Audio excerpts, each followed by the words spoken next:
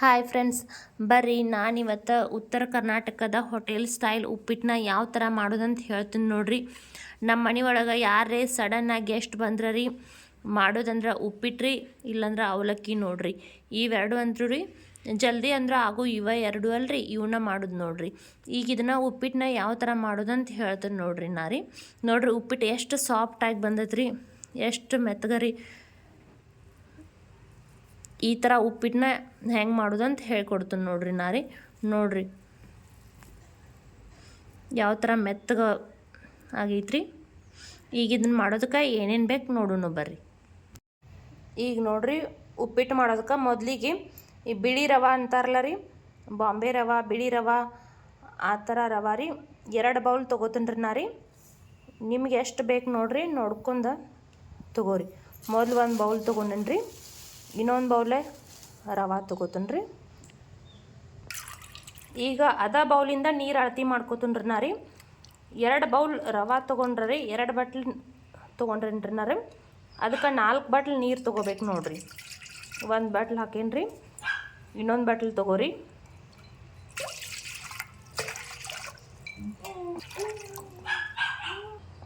ಈಗ 1 ಬೌಲ್ ನೀರು ಎಕ್ಸ್ಟ್ರಾ ತೊಗೋಬೇಕು ನೋಡ್ರಿ. ಈ ಬಿಸಿ ನೀರು ಯಾಕೆ ತೊಗೊಂಡೇನಂದ್ರೆ ರೀ, ಒಂದು ಸೈಡ್ ಒಗ್ಗರಣೆ ಹಾಕೊಂಡ್ರಿ ರೀ, ಒಂದು ಸೈಡ ನೀರು ಬಿಸಿ ಇಟ್ಕೊಂಡ್ರಿ. ಒಗ್ಗರ್ನಿಗೆ ನೋಡ್ರಿ ಇಲ್ಲಿ ಕಟ್ ಮಾಡ್ಕೊಂಡಿರೋ ಉಳ್ಳಾಗಡ್ಡಿ ತೊಗೊಂಡೇನ್ರಿ, ಸ್ವಲ್ಪ ಕರಿಬೇವು ಸೊಪ್ಪು ತೊಗೊಂಡೇನ್ರಿ, ಸ್ವಲ್ಪ ಕೊತ್ತಂಬರಿ ತೊಗೊಂಡೇನ್ರಿ, ಒಂದು ಅರ್ಧ ಲಿಂಬೆಹಣ್ಣು ತೊಗೊಂಡೇನ್ರಿ, ಸ್ವಲ್ಪ ಹಸಿ ಮೆಣಸಿನ್ಕಾಯಿ ಕಟ್ ಮಾಡ್ಕೊಂಡಿದ್ದು ತೊಗೊಂಡೇನ್ರಿ, ಸ್ವಲ್ಪ ಉದ್ದಿನ ಬ್ಯಾಳೆ ತೊಗೊಂಡೇನ್ರಿ, ಸ್ವಲ್ಪ ಶೇಂಗಾ ತೊಗೊಂಡೇನ್ರಿ. ನಮ್ಮ ಉತ್ತರ ಕರ್ನಾಟಕದ ಸ್ಟೈಲ್ ಒಳಗೆ ಮಾಡೋದಂದ್ರೆ ರೀ ಅವಲಕ್ಕಿ ಉಪ್ಪಿಟ್ಟಿಗೆ ಶೇಂಗಾ ಬೇಕು ನೋಡ್ರಿ. ಸಕ್ರೆ ತೊಗೊಂಡೇನ್ರಿ, ರುಚಿಗೆ ತಕ್ಕಷ್ಟು ಉಪ್ಪು ತೊಗೊಂಡೇನ್ರಿ. ಒಗ್ಗರ್ನಿಗೆ ನೋಡ್ರಿ ಸಾಸಿವೆ ತೊಗೊಂಡೇನ್ರಿ, ಜೀರಿಗೆ ತೊಗೊಂಡೇನ್ರಿ, ಅಜ್ವಾನ್ ತೊಗೊಂಡೇನ್ರಿ. ಇದಿಷ್ಟೆಲ್ಲ ಹಾಕಂಗಿಲ್ಲ ರೀ, ಒಗ್ಗರ್ನಿಗೆ ಎಷ್ಟು ಬೇಕಲ್ಲ ಅಷ್ಟೇ ತೊಗೋತೀನಿ ರೀ. ಈಗ ಇದನ್ನು ಉಪ್ಪಿಟ್ಟು ಯಾವ ಥರ ಮಾಡೋದಂತ ನೋಡೋಣ ಬರ್ರಿ ಫ್ರೆಂಡ್ಸ. ಮೊದಲಿಗೆ ರವೆ ಹುರ್ಕೊಂಡ್ರಿ ಚಂದಂಗೆ ರೀ. ರವೆ ಹುರಿಬೇಕಂದ್ರೆ ರೀ ನಾನು ಯಾವುದೇ ರೀತಿ ಎಣ್ಣೆ ಅದು ಯೂಸ್ ಮಾಡಿಲ್ಲ ರೀ, ಹಂಗೆ ಹುರ್ಕೋತೀನಿ ರೀ. ನೀವು ಬೇಕಂದ್ರೆ ಎಣ್ಣೆ ಹಾಕೋರಿ.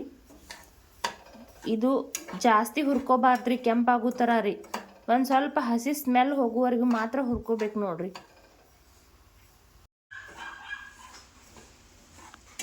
ಉತ್ತರ ಕರ್ನಾಟಕದ ಸೈಡ್ ನೋಡ್ರಿ ಯಾರೇ ಗೆಸ್ಟ್ ಅದು ಬಂದ್ರೆ ರೀ ಈಸಿಯಾಗಿ ಮಾಡ್ಕೊಳ್ತಂದ್ರೆ ರೀ ಅವಲಕ್ಕಿ ರೀ ಉಪ್ಪಿಟ್ರಿ, ಇದು ಭಾಳ ಫಾಸ್ಟಾಗಿ ಆಗೋದ್ರ ಕೆಲಸ ರೀ. ಈಗ ನೋಡ್ರಿ ಇದ್ರಿ ರವೆ ಹುರಿದೈತ್ರಿ.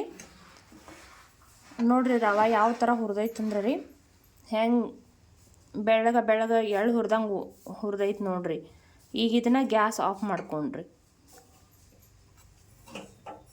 ಈಗ ನೋಡ್ರಿ ರವೆ ತಕ್ಕೊಂಡಿವ್ರಿ, ಅದ ಕಡಾಯಿ ಒಳಗನ ರೀ ಎಣ್ಣೆ ಹಾಕೊಂಡ್ರಿ. ಒಗ್ಗರ್ನಿಗೆ ರೀ ಎಣ್ಣೆ ಹಾಕೋರಿ.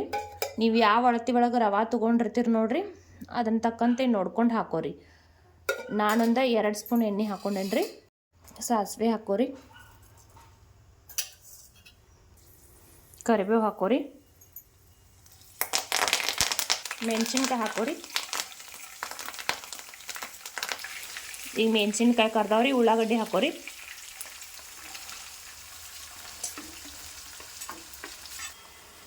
ಸ್ವಲ್ಪ ಜೀರಿಗೆ ಹಾಕೋರಿ,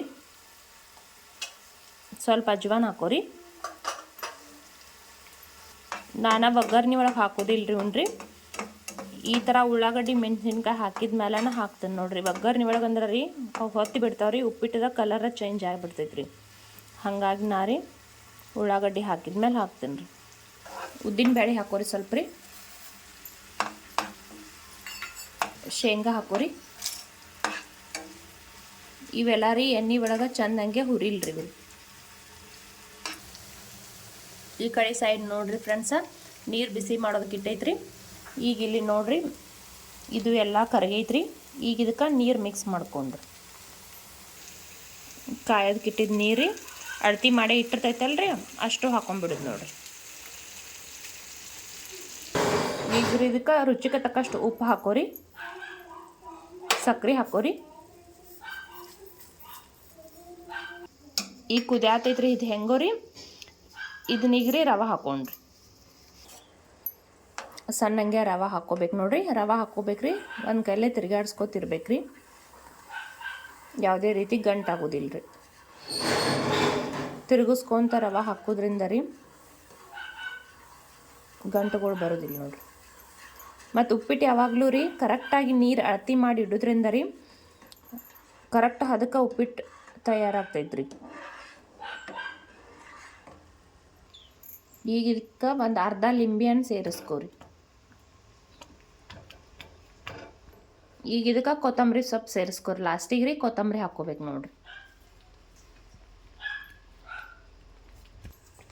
ಈಗ ಇದನ್ನ ಒಂದು 5 ನಿಮಿಷ ರೀ ಮುಚ್ಚಿ ಬೇಯೋದಕ್ಕೆ ಬಿಡೋಣ. ಈಗ ನೋಡಿರಿ ಫ್ರೆಂಡ್ಸ, ಉಪ್ಪಿಟ್ಟು ಆಗೈತ್ರಿ ನೋಡಿರಿ. ಎಲ್ಲ ಕರೆಕ್ಟ್ ಹಂಗೆ ರೀ ಉಪ್ಪಿಟ್ಟು ಆಗೈತ್ರಿ. ಈಗ ಒಂದು ಸರಿ ಎಲ್ಲ ರೀ ಮಿಕ್ಸ್ ಮಾಡ್ಕೊಂಡ್ರಿ. ಎಷ್ಟು ಮೆತ್ತಗೆ ಆಗೈತೆ ನೋಡ್ರಿ.